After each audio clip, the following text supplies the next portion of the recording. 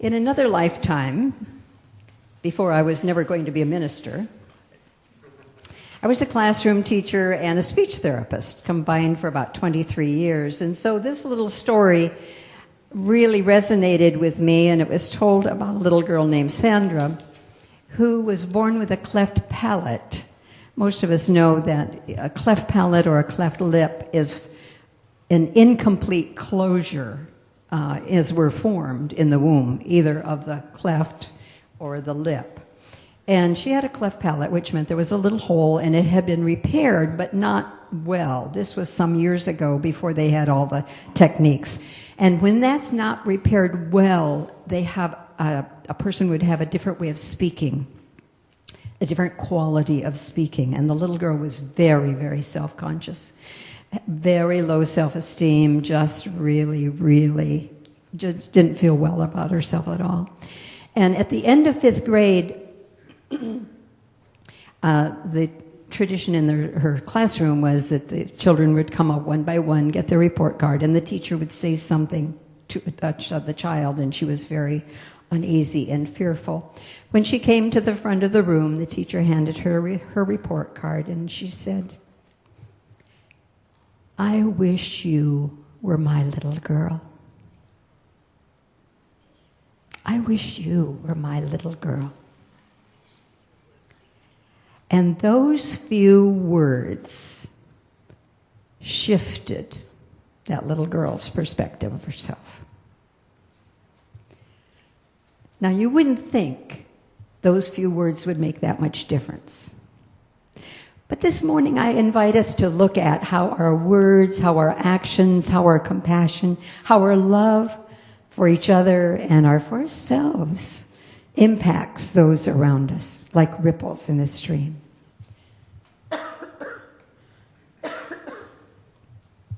There's a little chant that we've used sometimes in class, and it goes like this. God's the love that I am.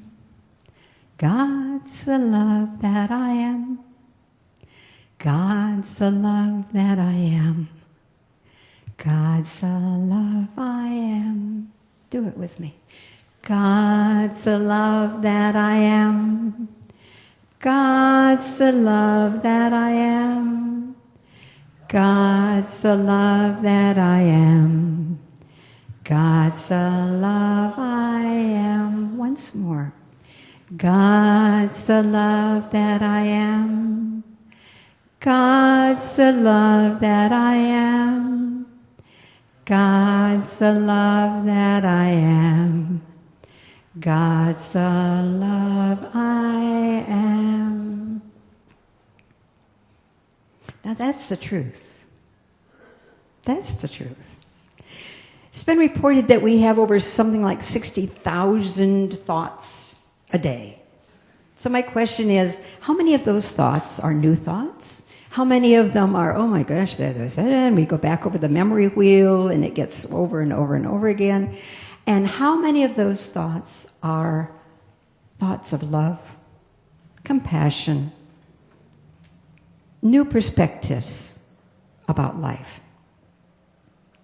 And when we give without conditions, unconditional love, no attachment, we just give it, then the question is, who's the giver and who's the receiver? Those of us who've really paid attention notice that it's all part of the cycle, isn't it? There's no beginning and there's no ending. It's like we say in the wedding ceremony, the ring represents there's no beginning and no ending to love. In a moment, I'm going to share with you another children's story. We've been doing children's stories for a couple of Sundays. You know, there's so much good stuff in our children's stories. I invite you to, maybe this summer, take a walk into the children's section of the library. It is fascinating. And sometimes through our children's stories, we can really broaden our understanding of what things might be about. Because in the spiritual center, we teach classes and we can get really serious about things. We don't want to be solemn, but we can get serious because it's important. You know, spiritual practical spiritual philosophy for successful everyday living.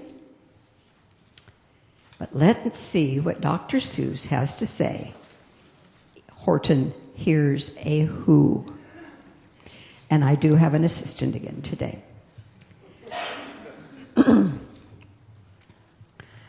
Before he begins to show you all the pictures inside, Ernest Holmes, it was reported, said a man had a terrible dream and a gigantic, threatening figure was sitting at the base of his bed. And he said, "What are you going to do to me?" to this awful figure. And the demonic figures at the said, "I don't know. What are you going to do to me? I'm your dream." So let's see what the dream might be if we were doing Horton. On the 15th of May, in the jungle of Newell, in the heat of the day, in the cool of the pool, he was splashing, enjoying the jungle's great joys, when Horton the elephant heard a small noise. So Horton stopped splashing. He looked toward the sound. "That's funny," thought Horton. "There's no one around." Then he heard it again, just a very faint yelp, as if some tiny person were calling for help. "I'll help you," said Horton. "But who are you? Where?" He looked and he looked. He could see nothing there but a small speck of dust blowing past through the air. "I say," murmured Horton, "I've never heard tell of a small speck of dust that is able to yell.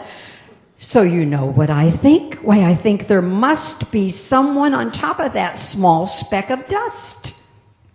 Some sort of a creature of very small size, too small to be seen by my elephant eyes. Some poor little person who's shaking with fear that he'll blow in the pool. He has no way to steer. I'll just have to save him. Because after all, a person's a person, no matter how small." So gently and using the greatest of care, the elephant stretched his great trunk through the air, and he lifted the dust speck and carried it over and placed it down safe on a very soft clover. "Humph!" humped a voice. 'Twas a sour kangaroo, and the young kangaroo in her pouch said, "Humph!" too.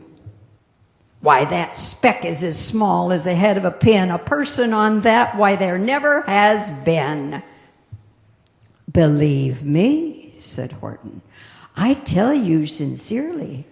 My ears are quite keen, and I heard him quite clearly. I know there's a person down there, and what's more, quite likely there's two, even three, even four.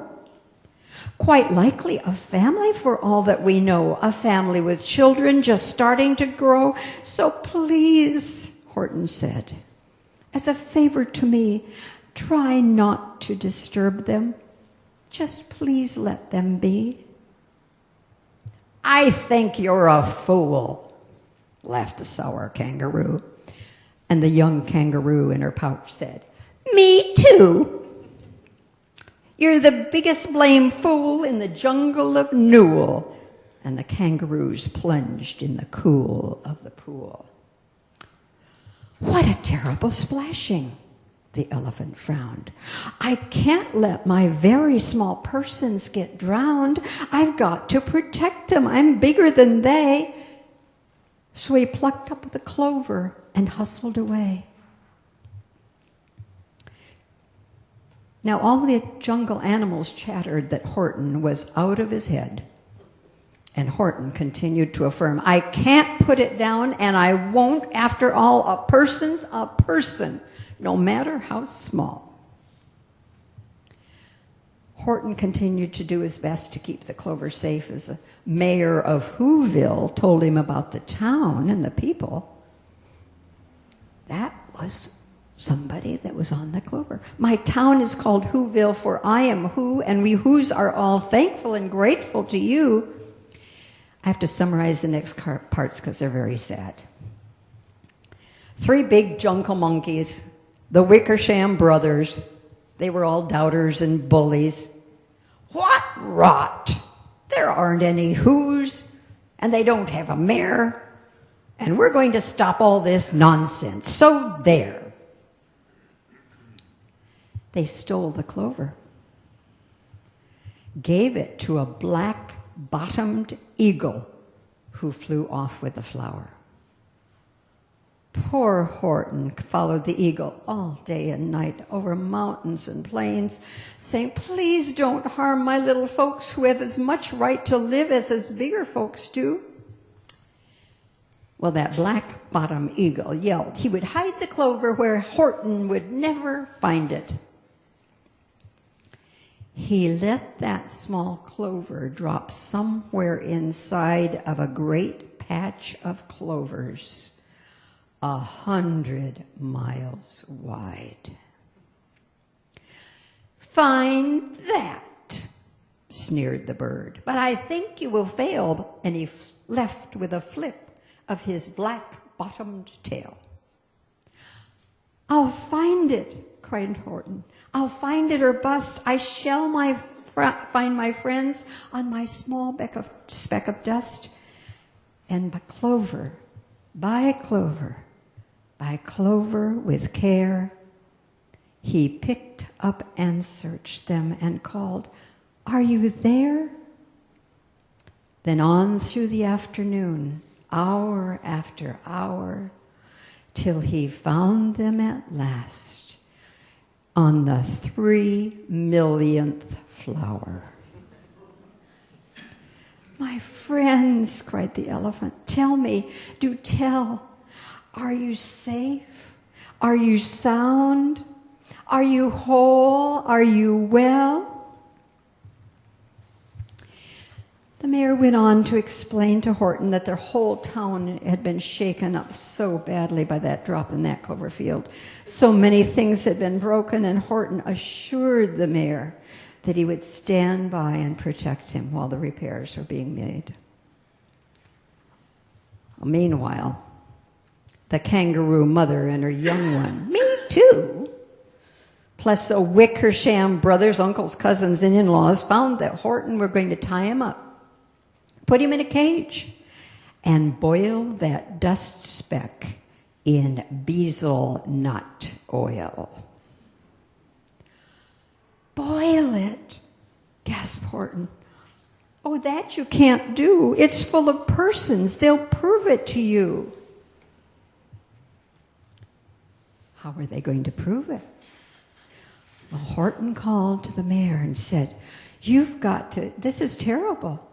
Unless you can make enough noise that these jungle animals understand that you're really there on that clover, you're going to be boiled in bezel nut oil. And everyone in Whoville began to make as much noise as they could. They banged on pots and pans. They yelled. They stomped their feet. They did everything they could. We're here. We're here. We're here. We're here. And still the jungle animals couldn't hear the whoos. And Horton couldn't escape being tied up. But he did manage to call out to the mayor, don't give up. I believe in you. A person's a person, no matter how small. And you very small persons will not have to die if you make yourselves heard. So come on now. Try. Once again, Horton could hear them, but no one else could. So the mayor raced through town to see if there was anybody else who would make a little more noise. And finally, at the very last apartment, he found a little boy named Jojo playing with his yo-yo. And the mayor said, we've got to make noises in greater amounts. So open your mouth, lad, for every voice counts. And he spoke as he climbed when they got to the top, and the lad cleared his throat. And he shouted out, yop! And that yop That one small extra yacht put it over. Finally, at last, from that speck on the clover, their voices were heard. They rang out clear and clean. And the elephant smiled. Do you see what I mean? They've proved they are persons, no matter how small. And their whole world was saved by the smallest of all. How true! Yes, how true, said the big kangaroo. And from now on, you know what I'm planning to do. From now on, I'm going to protect them with you. And the young kangaroo in her pouch said, me too. Thank you.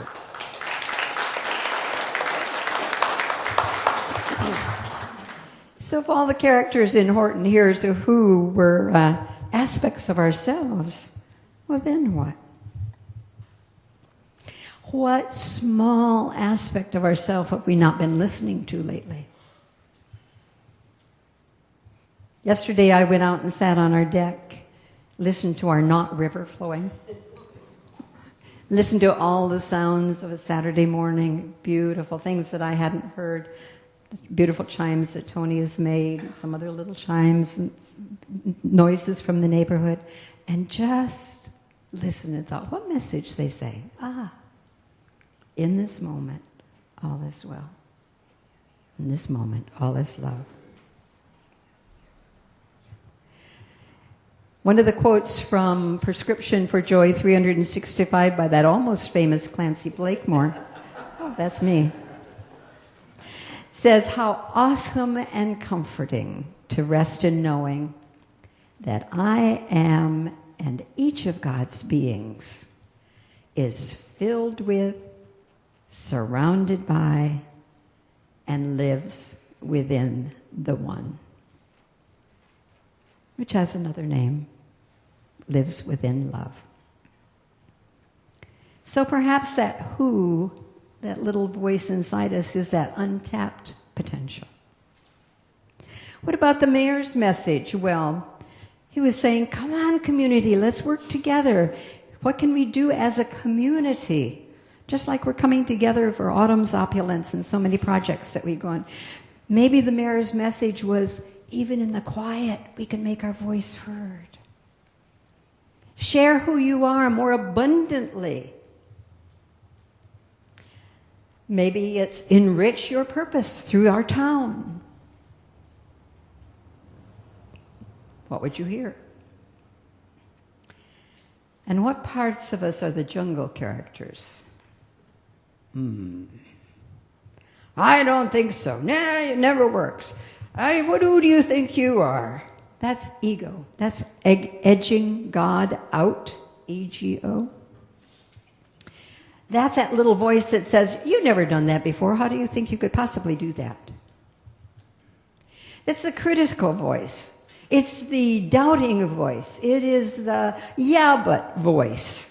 We do our affirmations, we do our prayers, and the little voice goes, yeah, but that's never happened before.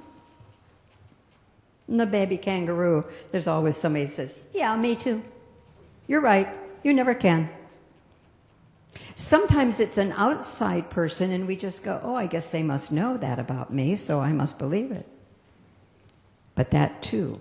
And those Wickersham brothers and uncles and cousins, they're the bullies, aren't they? I'm going to push you around. What part of us is pushing us around, away from the truth of our beingness and love? And that small voice, and persons are persons no matter how small. I was reminded of Khalil Gibran's, in his essay on children, he said, your children are not your children. They're the sons and daughters of life's longing for itself, and you may give them your love, but not your thoughts, for they have their own thoughts. And we get to remember that we do individually expressing. This fall we're doing this thing called You.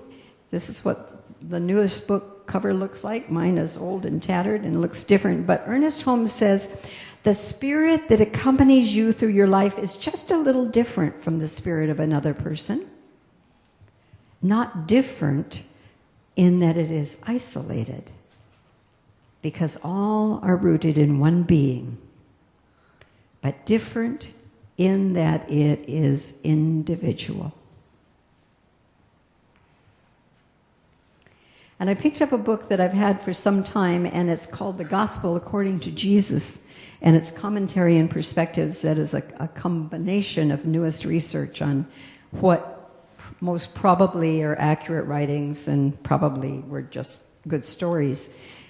And it said, this quote was from Friedrich Nietzsche, and it said, what's the good news?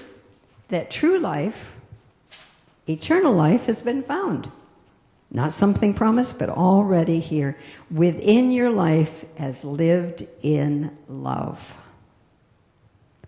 In love without subtraction, or exclusion, or distance.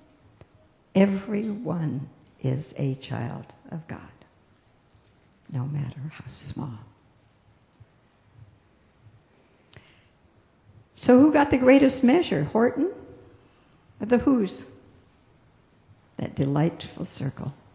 And remember not to give up. When did he find that, the Whoville?